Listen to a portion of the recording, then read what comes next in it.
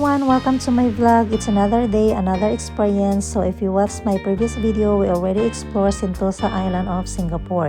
And then right after, we went to Little India. So now please welcome our next tourist destination. So guys, right after Little India, dito tayo dumiretso kasi maraming nagsasuggest sa akin na this place, Chinatown, is also a good place to explore, especially food and shopping. very affordable yung pagkain dito. You can order $5 to $7 with rice and with ulam na. And mga drinks and desserts only like $2 to $5 as well. So yeah. And that's it. And I hope you enjoy this video. The amazing Chinatown here in Singapore. There you go. Hindi ko talaga pinalagpas na mag-food trip dito since I have lots of suggestions sa mga ka-workmate ko na masarap daw yung mga pagkain dito. And yes, they're right kasi itong Vietnamese soup nila, na-amaze ako dito. Yung taste niya is like authentic compared doon sa experience ko long time ago sa China. So yeah, I'm very happy. Our lunch is yummy and very affordable here sa Chinatown. There you go guys. Kung hindi ka naman mahilig sa mga brand, I mean sa luxury items, so this place is for you.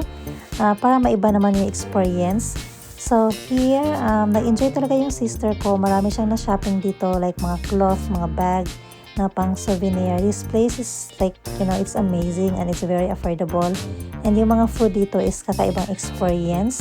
So yeah, I'm very thankful na naisama pa ito sa trip ko, and I'm very thankful sa mga tao na nagsasuggest dito na I have to visit Little India and Chinatown. And yes, this is very memorable in my part.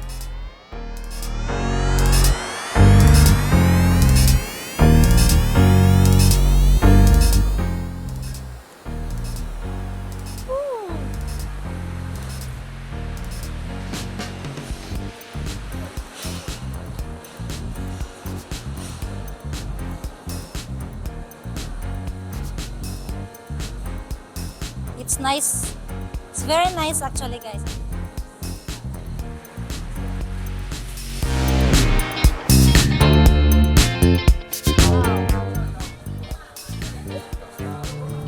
Where are you?